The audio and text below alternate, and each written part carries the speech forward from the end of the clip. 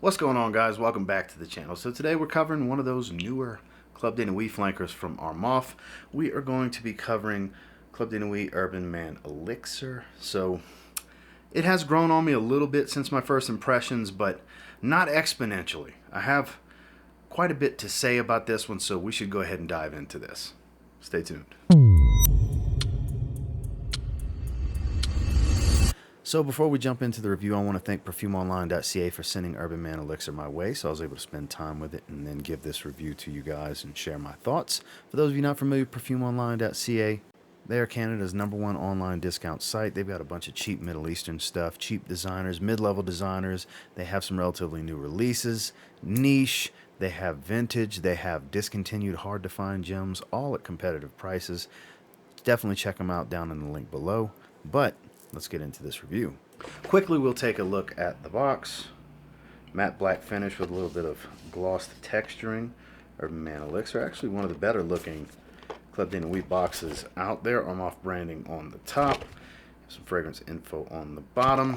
Nothing special. Now, I do give extra points for the bottle. So it's a translucent smoke color. That is very, very cool looking, I have to say. This is Club de Nuit Urban Man Elixir on the bottom of the front. Fragrance info here. Now, the only downside to this, I know you won't be able to see it, but it's full of stuff floating, like a sea of it. I've heard people say it could be because of the loads of ambroxan. I don't know, but there's floaties everywhere. And I mean a lot of them. But, real quick, the atomizer does okay. Let's talk about this scent. So I gave myself a little quick spritz on top of my hand just to remind me of the opening, because the opening is the best part of this one. I have the notes on screen. It looks like it's going to be deep and complex. It's really not. It's much more simplified than what the note breakdown will tell you. There's a fruitiness here with a little bit of spice and sweetness. The bergamot is very zesty at the top, and I don't know what's providing kind of this rather dark tone to it, because there's no black currant here, there's no smoky notes, but it has a little bit of that Aventus opening to it. You know, a little fruity, a little tart and bitter, and a little dark without being smoky. That's why I say it kind of provides some of that black currant feel without having black currant. Now, the opening's quite nice. It's very easy to like. This one will draw you in. This is the kind of opening that would work well at a fragrance counter at a department store. Now, as it starts to dry, it starts to become very one-dimensional, because at the top, you're reminded of Aventus with a lot of Sauvage. As it starts to dry, it becomes more and more of a generic ambroxan-heavy Sauvage dry down. Sharp, metallic, shower gel type of smell. Doesn't really get a lot of amber to it. There's a bunch of florals in this note breakdown, though I don't get a heavy floral tone to this. It literally smells like just a gigantic dose of ambroxan with a touch of like earthy florals, just a little bit. That's the only kind of floral tone I get. And a little bit of warmth, which I'm attributing to this, whatever they created an amber accord with, but it's not a heavily dosed amber smell. It's pretty simplistic. It's very two-dimensional. At the top, Aventus is opening with a little bit of Sauvage's opening, and then a Sauvage Eau de Toilette dry down.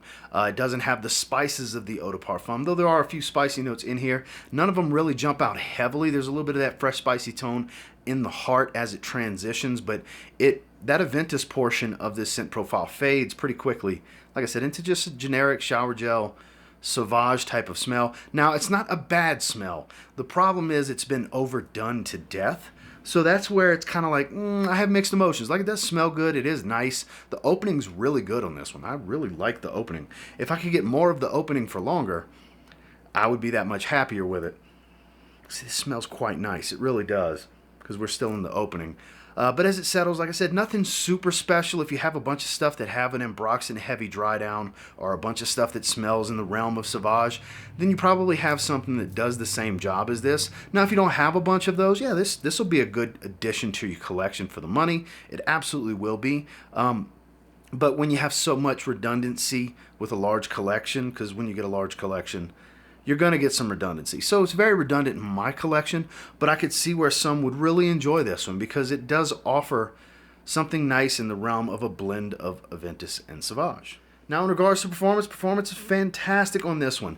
I've been getting in the 8 to 10 hour range in longevity on my skin, which is great. I mean, more so in the 9 to 10 hour range. This stuff will hang around and stick to your skin for a long time. I'm sure there's people that have this that get even better performance than that. Some that probably get a little bit weaker.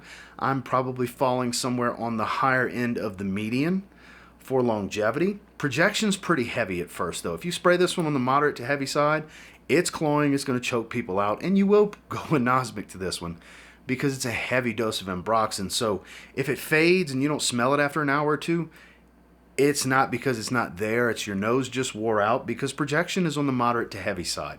Not quite a beast. If you spray this one on the heavy side, yeah, it's definitely a beast, but it's well above average in projection for about 2 hours.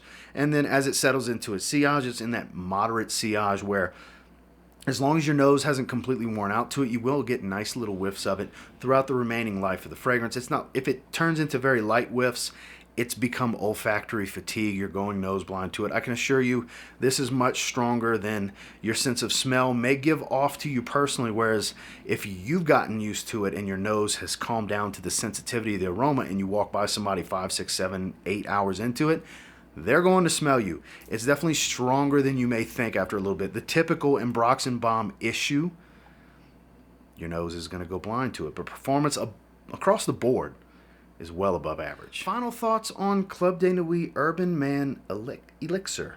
So I gave it a better than good rating in my first impressions, and it has gotten a little bit better for me. It has, I have to admit. I was just a little underwhelmed with the dry down for my first impressions, but I've grown to enjoy it because I do like ambroxan heavy fragrances. That is no secret. I like blue fragrances, and I would definitely put this in the blue fragrance category. It's a solid blue fragrance. I think it's very good, actually. Performance is great. It's one of the more affordable of the new flankers in the line. So I think this one's very good at a 7 out of 10. You could do worse, but of course you could definitely do better. For the money, I think it's a great addition if you don't have a bunch of ambroxan heavy fragrances in your collection already.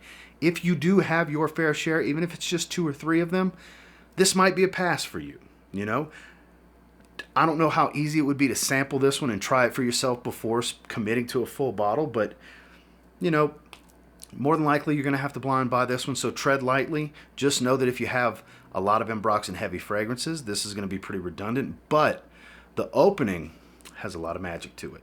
So once again, thank you so much to perfumeonline.ca for sending this my way. So I was finally able to get my nose on it, spend some time with it, and get a review out to you guys, because there was a lot of people asking about my opinion on this and several others in this particular line of the new flankers of Club de Nuit. And like I said, not too bad. It's very good overall. There's better out there in terms of ambroxan heavy fragrances, but there's also a lot worse out there too. So it kind of falls somewhere in the middle of the road for me personally. The performance definitely gives it a boost, because if you're looking for a great performer, I mean, the Club de Nuit line never seems to disappoint. They always perform really well. And Urban Man Elixir is nothing short of that. And until next time, do me a real quick favor. Go ahead and like, comment, subscribe. So I do appreciate all the feedback, and I love hearing from you guys. How many of you have got your nose on this? What do you think about it? Similar assessment to me? Do you absolutely love it? Because I know there's some of you out there that are really digging this one. And was it a pass for you? Do you regret buying it? There's going to be people all across the spectrum on a fragrance like this. Can't wait to see what you guys think. And until next time, I will say, if you get your hands on Club de Nuit Urban Man Elixir from Armaf and you give it a spray now, you might end up thanking me later. Have a good one, guys.